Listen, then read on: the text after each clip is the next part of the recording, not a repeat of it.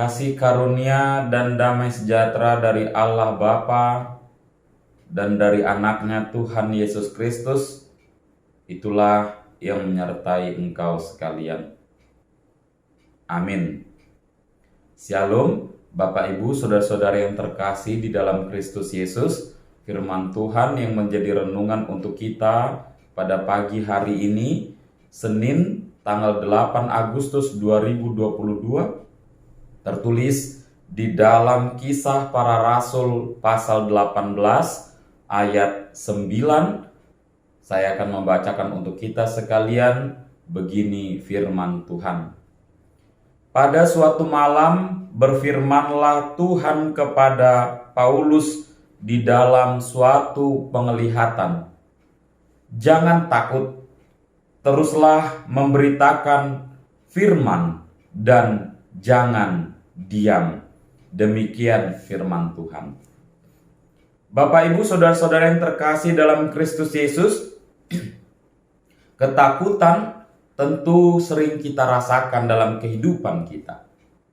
Ketakutan, kekhawatiran, kecemasan adalah satu paket yang sering datang dalam kehidupan kita, dalam pikiran kita, dalam hati kita. Ketika ketakutan, kekhawatiran, kecemasan ini datang, maka semua yang kita pikirkan, semua rencana yang telah kita susun, semua hal yang kita kerjakan tentu tidak dapat bekerja, tentu tidak dapat dilakukan dengan baik. Karena apa? Karena kita sudah dibayang-bayangi rasa ketakutan, kecemasan, dan kekhawatiran itu. Dan bahkan hal itu belum tentu terjadi dalam kehidupan kita. Bapak Ibu saudara-saudara yang terkasih dalam Kristus Yesus, demikian juga halnya ketika kita setia mengikut Yesus Kristus. Tentu akan banyak tantangan dan rintangan. Tentu akan banyak hal-hal yang kita hadapi dalam kehidupan kita. Tetapi satu hal yang pasti, ketika kita mengikut Yesus dan setia kepada Allah, kita senantiasa diberikan kekuatan dan kemampuan. Firman Tuhan mengatakan pada hari ini kepada kita untuk agar jangan takut dan jangan diam. Terlebih ketika menyampaikan firman Tuhan kepada setiap orang. Adalah suatu hal yang harus kita lakukan sebagai orang percaya yang mengikut Yesus Kristus. Bahwasanya kita harus tetap mewartakan, menyampaikan, memberitakan firman Tuhan. Menyatakan, mewartakan, memberitakan karya keselamatan Allah dalam kehidupan kita. Agar semakin banyak orang yang setia mengikut Allah. Orang yang mengikut Yesus dalam kehidupannya. Bapak Ibu saudara-saudara yang terkasih dalam Kristus Yesus, Pada umumnya yang ditakuti orang dalam perjalanan hidupnya adalah takut tidak memperoleh keturunan. Itu jelas. Tidak memperoleh kekayaan, tidak dihormati, dan lain sebagainya. Akan tetapi pada saat ini juga firman Tuhan mengatakan untuk jangan takut untuk memberitakan firman Tuhan. Allah sudah memberikan kepada kita kemampuan, dan Ia senantiasa menyertai kita. Wartakanlah, beritakanlah, sampaikanlah firman Tuhan sampai ke penjuru dunia, agar semua orang mengetahui karya keselamatan Allah dan bagaimana keselamatan yang diberikan oleh Yesus Kristus dalam kehidupan kita manusia.